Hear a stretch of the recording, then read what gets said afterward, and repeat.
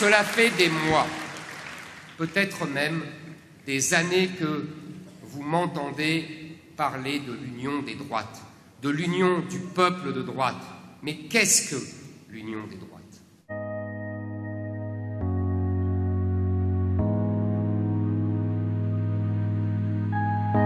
Qu'est-ce que l'union des droites ? Éric Zemmour dit vrai, cela fait des années qu'il répand cette idée dans les médias. Des années qu'il évoque le souvenir d'une époque où la droite gaulliste rassemblait les classes populaires et les bourgeois. Des années qu'il exprime sa nostalgie d'un temps où la droite gagnait, puis gouvernait sous l'étendard d'un patriotisme assumé. Vous allez me dire que je radote ? Ce rassemblement, longuement regretté par le chroniqueur et qu'entend désormais incarner le candidat, s'appelait alors le RPR. Je suis d'une famille politique qui s'appelait le RPR quand j'étais jeune. Moi, je fais renaître le RPR. Je suis le candidat de ce qu'on appelait avant le RPR. Ressusciter le RPR pour faire gagner la France. C'est donc ça qui a motivé le journaliste à descendre dans l'arène. J'y tiens beaucoup. Né en Seine-Saint-Denis, à Montreuil, en 1958, il est issu d'une famille française juive d'Algérie, rapatriée en 1952. Puis, du 9-3 à Sciences Po, en passant par le 18e arrondissement, Éric Zemmour devient journaliste, chroniqueur et essayiste pendant une quarantaine d'années. Je me disais, à chacun son métier, à chacun son rôle, à chacun son combat. Il côtoie alors des personnalités politiques de tous bords, en espérant secrètement que l'une d'entre elles incarnera un jour courageusement les idées qu'il défend. Je suis revenu de cette illusion. Alors, Reconquête, le mouvement lancé par Éric Zemmour pour conquérir le pouvoir, préfigure-t-il la renaissance du RPR ? Ce que va être l'histoire du RPR, ça va être une oscillation permanente entre plusieurs directions du gaullisme. Ce qu'on constate pour le moment, c'est qu'à défaut de réunir les droites, l'entrée en campagne d'Éric Zemmour bouscule ces deux principales formations. Marine Le Pen, avant que Éric Zemmour arrive, elle est à 23-24%. Éric Zemmour arrive, paf, elle tombe à 16-18%. Éric Zemmour prend des voix à la candidate LR. Selon la dernière enquête Ipsos pour Le Monde, 18% des électeurs de François Fillon en 2017 votent pour Éric Zemmour lors de cette élection-là.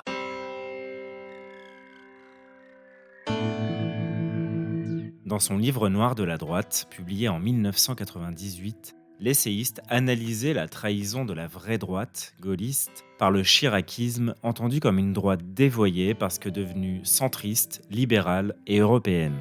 Les orléanistes, c'est-à-dire les centristes, ont toujours trahi et sont allés à la gauche contre les légitimistes et les bonapartistes. Mais pour bien comprendre la filiation dans laquelle Éric Zemmour voudrait s'inscrire, il faut se replonger dans les années 1970, au moment de l'affrontement qui oppose Jacques Chirac au président de la République, Valéry Giscard d'Estaing. Jacques Chirac était son premier ministre, qu'il l'a quitté à l'été 1976 et il a créé ce nouveau parti qu'il considérait comme l'héritier des formations gaullistes, le RPF, l'UNR, l'UDR, etc. Il s'agit de reconstruire une famille de droite qui soit évidemment beaucoup moins libérale que celle de Giscard, c'est-à-dire à l'image de ce qu'était la politique du général de Gaulle. Les intentions qui présidaient à la création du RPR semblaient donc tout à fait en phase avec la transmission gaullienne des décennies précédentes. Mais la véritable difficulté de cette comparaison consiste justement à définir avec précision les contours de cet héritage. Le gaullisme, c'est un mouvement, c'est une volonté, une énergie, un principe d'autorité. Mais dans le gaullisme, il y avait plusieurs familles. Il y avait le gaullisme social, il y avait un gaullisme beaucoup plus libéral qu'incarnait par exemple Georges Pompidou, un gaullisme plus souverainiste et plus franco-français que pouvait incarner quelqu'un comme Michel Debré, un gaullisme, je dirais, moderniste ou modernisateur qu'incarnait Jacques Chaban-Delmas. Donc il y avait énormément de sensibilité dans le gaullisme, énormément de courants. Et s'il y a bien une figure qui incarne ce caractère protéiforme et mouvant d'un bloc gaulliste en voie de fracturation, c'est d'abord celle de Jacques Chirac. Chirac a fluctué sur les lignes. D'abord le Chirac souverainiste des années 70, le Chirac libéral des années 80, le Chirac social des années 90 et puis le Chirac européen des années 2000 en fait. Mais alors, à quelle époque du RPR Éric Zemmour fait-il allusion en s'y référant constamment ?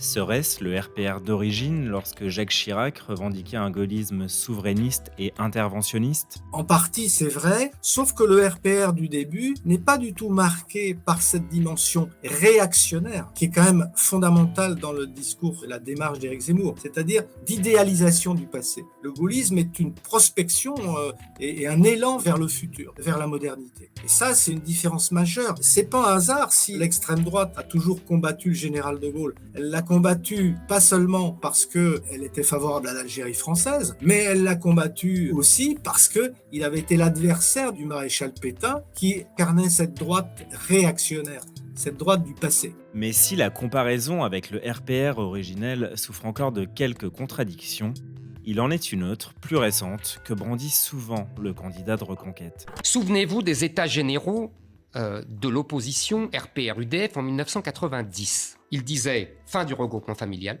suppression du droit du sol, préférence nationale pour les allocations familiales et l'islam est incompatible avec la République française. Mais là encore, une remise en contexte s'impose. Ce qui explique le durcissement du discours du RPR vis-à-vis de l'immigration, notamment à fin des années 80, début des années 90, c'est tout simplement qu'il voit monter à l'extrême droite le Front National autour de cette thématique sécuritaire et identitaire.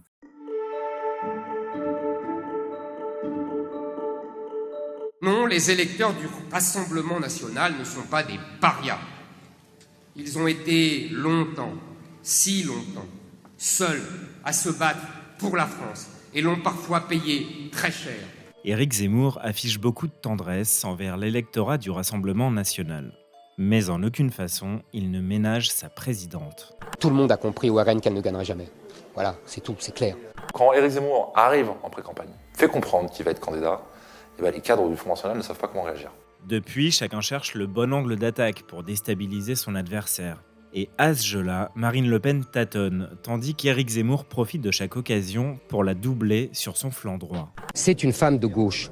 Tous ses réflexes sont de gauche. Elle pense comme le tiers le plus à gauche du pays. Éric Zemmour, quand il arrive en pré-campagne avec son discours, avec sa notoriété, avec son image, il parle à une frange de la droite du RN qui peut aller de catholiques traditionnels, ce qu'on peut appeler les droitards, des gens qui estiment de la droite nationale, que le combat contre l'immigration est au-dessus de tout. Des libéraux aussi qui estiment que Marine Le Pen a un discours un peu trop de gauche. Du coup, il attire à lui à la fois des déçus de Marine Le Pen, des rejetés de Marine Le Pen, et des gens qui sont en accord parfait avec sa ligne.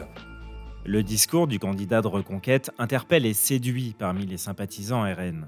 Mais pas seulement, cette attraction s'exerce aussi sur certains cadres du parti qui n'ont pas tardé à rendre leur carte pour rejoindre la campagne de l'ancien journaliste. Aujourd'hui, il y a 5 grandes personnalités RN qui ont décidé de rejoindre Éric Zemmour. Le premier qui a lancé les hostilités du côté du RN, c'est Jérôme Rivière, qui est un eurodéputé surtout proche de Louis Alliot, qui est l'ancien compagnon de Marine Le Pen. Il est suivi ensuite par Damien Rieu, un militant hyperactif des réseaux identitaires et de la fachosphère sur Internet. Il y a ensuite eu Gilbert Collard, ancien député aussi RN, dont la particularité est d'avoir rejoint Marine Le Pen en 2012 pour fonder le Rassemblement Le Marine, qui était censé être un sas politique entre les gens qui venaient de la droite et le Front National à l'époque. Plus grave pour Marine Le Pen, son parti vient de perdre le seul et unique sénateur qu'elle avait jusqu'à aujourd'hui, qui s'appelle Stéphane Ravier, sénateur des Bouches-du-Rhône, militant depuis 30 ans du Front National, et qui a décidé de larguer les amarres du parti et de la candidate officielle du parti. Et dernier en date, Nicolas Bay, lui aussi eurodéputé, tendance conservatrice libérale, il reproche à Marine Le Pen une mollesse, en tout cas d'être allé au bout de la dédiabolisation et presque passer le pas de la normalisation.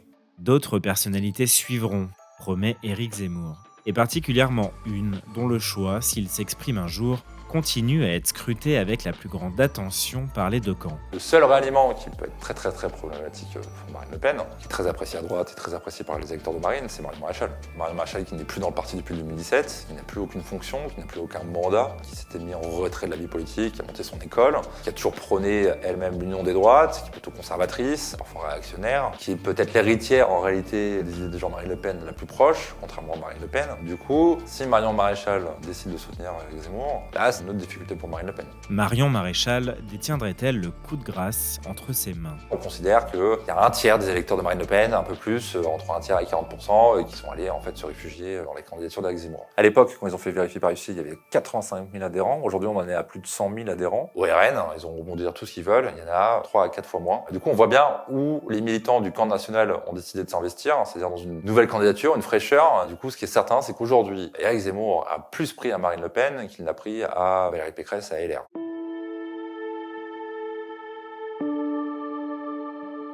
Non, non plus. Les électeurs de LR ne sont pas des traîtres. Ils ont été pris en otage par des politiciens centristes comme aujourd'hui par Valérie Pécresse. La relation qu'entretient Éric Zemmour avec les Républicains est un peu plus complexe que celle qui le relie au Rassemblement national. Politiquement, il n'a que mépris pour cette formation qui visait à l'origine à réunir les familles gaullistes et centristes. La droite est obligée de demander l'aide du centre, puisqu'elle ne veut pas du Rassemblement national, et donc elle se soumet au centre. LR est devenu un ramassis de notables centristes. Néanmoins, c'est au sein des Républicains que se trouve cette bourgeoisie patriote dont il parle tant, reliquat idéologique du RPR disparu qu'il espère incorporer à ses troupes. Il y a chez LR une partie des hauts dignitaires de LR qui n'ont rien à voir avec Xavier Bertrand et Valérie Pécresse. Les succès de son livre ont évidemment imprégné l'électorat LR. Lorsqu'il est venu au siège des Républicains en janvier 2019, parler d'un de ses livres, Le suicide français, à l'invitation de Laurent Wauquiez, la salle était comble. Ses thèses entrent en écho avec ce que peut penser le noyau dur des Républicains, ce qu'il dit de l'immigration, de la perte d'identité, leur plaît. C'est ce qui peut expliquer aussi qu'il a pu troubler un certain nombre d'électeurs LR. Troublé, mais loin d'être coulé, le navire républicain. Car contrairement à la tendance observée du côté du RN, les cadres et les élus LR basculent très peu dans le camp d'Éric Zemmour. Le plus fameux d'entre eux est Guillaume Pelletier. C'est un poids moyen des Républicains. Il a été numéro 2 du parti, mais il n'a pas beaucoup de troupes. Il y aura peut-être quelques sénateurs qui basculeront vers lui, mais malgré tout, cela tient. Or, pour l'ancien journaliste, ce cordon sanitaire dressé autour de lui ne résistera pas bien longtemps. Et il compte d'ailleurs beaucoup sur cette brèche pour donner un second souffle à sa campagne. Aujourd'hui, la priorité d'Éric Zemmour est d'affaiblir Valérie Pécresse et de lui prendre des électeurs. Il considère qu'il a fait le plein du côté de Marine Le Pen et qu'aujourd'hui, son deuxième moteur est du côté des Républicains. Pour cela, il met en avant sa théorie d'union des droites. C'est une théorie qui peut parler à la base des Républicains qui ont envie de revenir au pouvoir, qui sont très sensibles aux sujets identitaires, qui ont très envie de battre Emmanuel Macron. En revanche, cette théorie séduit peu au sommet du parti. Les dignitaires LR font bloc contre Éric Zemmour. Mais le socle électoral de Valérie Pécresse paraît plus insaisissable que ses lieutenants, et notamment certaines catégories que le candidat de reconquête cajole. Les personnes âgées restent aujourd'hui le principal vivier électoral des Républicains.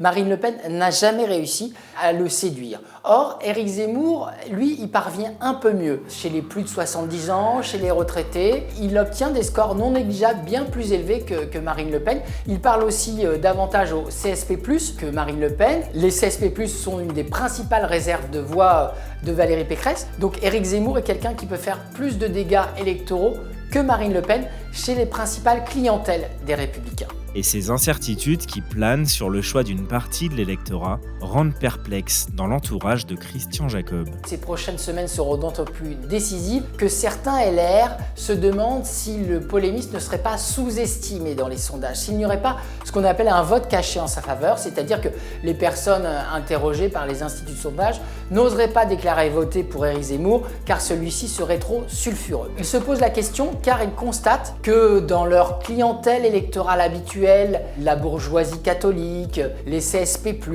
on leur parle beaucoup d'Éric Zemmour. Ils sont aussi troublés par les chiffres de fréquentation de ses meetings, les audiences de ses émissions télé. Et donc, ils se demandent vraiment si Éric Zemmour n'est pas 2-3 points au-dessus de ce que lui promettent les sondages. Si tel était le cas, cela voudrait dire qu'il est devant Valérie Pécresse. Et là, la donne serait bien différente.